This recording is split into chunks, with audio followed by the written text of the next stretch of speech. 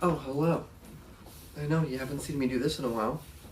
Welcome back to my channel, everybody. I've been gone for a while, going through a lot of stuff, but I'm back now, and I'm back because I just saw the movie The Gentleman, and it really got me off my ass and made me want to come back and talk about this movie because holy shit. You gotta get down, bud, so I can do this review.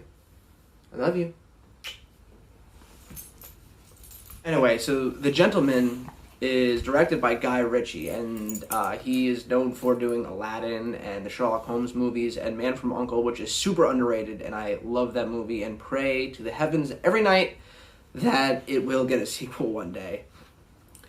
He got his start really doing like UK crime comedies, and this is really a back to basics from him. You can kind of see when he's doing these studio movies like Aladdin that the studios are really kind of putting restraints on him in terms of what he could do creatively, and here he's just allowed to like let loose. It's like you could tell that there was no meddling from the studios, and it really works.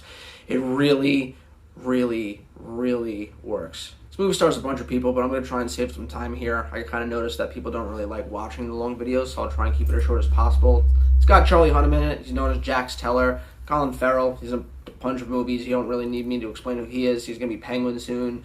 Matthew McConaughey, which finally he's doing something good. And it goes on and on and on. But really, like, those are the three standouts, at least in my opinion. And Hugh Grant. He plays the sleazeball.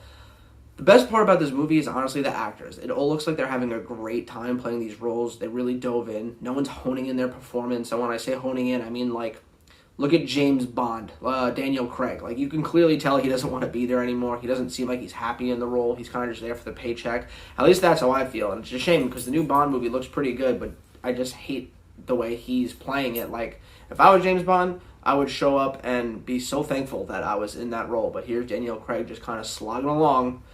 But anyway, this movie was fantastic. The writing is so good. The dialogue is so quick and so cunning and so snappy. And it's that Guy Ritchie style that you know and love.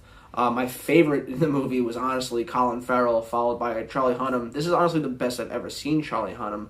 There's a good twist in there. Like I said, the comedy works. There's violence. However, there is one problem I have with the movie, and that is the way that the movie is directed. Now, I know that kind of contradicts me. Julie, stop looking at my hand.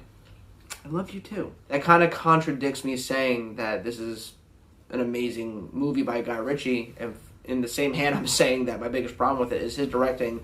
And it isn't so much all of his directing, because I like how a lot of scenes take place in like these big wide shots, but it's the way he portrays the violence in like really close-ups. And he also doesn't really show the violence, which he did in Man from U.N.C.L.E. There's a scene in Man from U.N.C.L.E. where Armie Hammer's character goes into the bathroom to beat up a bunch of guys, and he doesn't show you, and I don't know why, because that's something I totally wanted to see, and he does that here, kind of.